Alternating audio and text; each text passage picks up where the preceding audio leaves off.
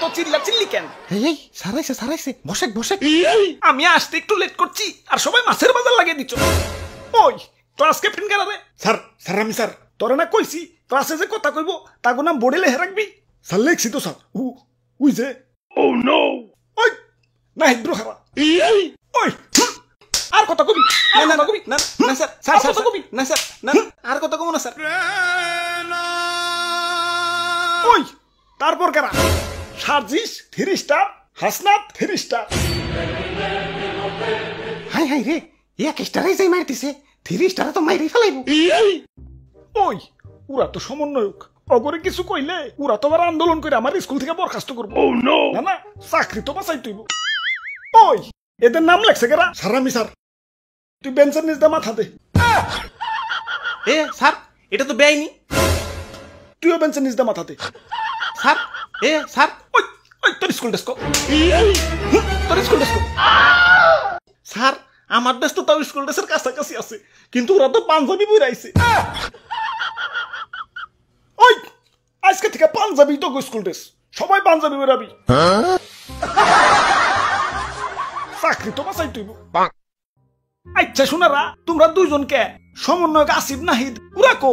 ওরা আর আসবো না স্যার। কেন আসবো না? কেন আই স্যার কি করবো স্যার? কেন পড়ালেখা করবো? পড়ালেখা করে আর কি করবো স্যার? কেন সরকারি চাকরি নিব? ওদের সরকারি চাকরি আর লাগবো না স্যার। কেন কেন? কারণ ওরা নিজেরাই সরকার হয়ে গেছে। স্যার আপনি হোমওয়ার্ক দেখবেন না স্যার? আপনি তো কইছিলেন যে হোমওয়ার্ক না করে নেইব, ওরা ইচ্ছা মতন পিটাইবেন।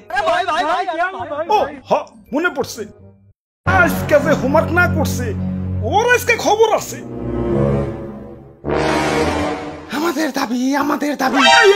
তোমাকে হোমওয়ার্ক চেনে তো, তোমাকে হোমওয়ার্ক লাগবো না। তোমরা হইলা সমন্বয়ক, তোমরা দেশের কাজ করবা, বাড়ির কাজের দরকার নাই।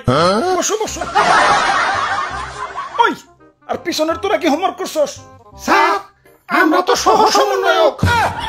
হাই আগে তো দেখতাম দেশের কিছু লোক সভাপতি আর বাকি সব সহ সভাপতি, এখন তো দেখতাছি কিছু সমন্বয়ক আর বাকি সব সহ সমন্বয়ক। আমি গেলাম কনে? সৎ সঙ্গে স্বর্গবাস, অসৎ সঙ্গে সর্বনাশ, আর সমন্বয়ক সঙ্গে সুবিধাই সুবিধা। বাহ বাহ বাহ, সাবাস সাবাস। স্যার আমি কিন্তু হোমওয়ার্ক করছি স্যার। ওই তোর জিগাইছি তুই হোমওয়ার্ক করছস নাকি? আর কবি স্যার। আর দেশে আমার মতো ভালো ছাত্র পদন নাই, আন্দোলন করে আসিফ নাহিদ সরকার হয়ে গেল, বাকি সমন্বয়করা সুপারস্টার হয়ে গেল, আর আমি যেই লাভ কদুই রয়ে গেলাম। ওরা বাপুরে, ইয়া যারা ফার্স্ট বেঞ্চে বসো কংগ্রাচুলেশন, ইয়া তোমরা চাকরিজীবী হইবে।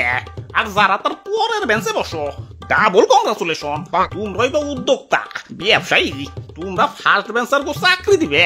আর যারা আমার মতো লাস্ট বেঞ্চে বসো ট্রিপল কংগ্রাচুলেশন, তোমরা হইবে নেতা এমপি মন্ত্রী, তোমরা আবার আগের বেঞ্চার গো উদ্বোস করাইবে।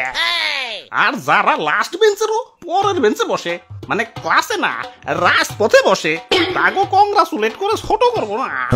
ইয়া তোমরাই বা সমন্বয়ক, তোমরাই এমপি মন্ত্রী সহ পুরো দেশের সিস্টেমটাই উদ্বোস করাইবে। ওই কিরে, কালকা তোর স্কুলে দেখলাম না কে? ও নো,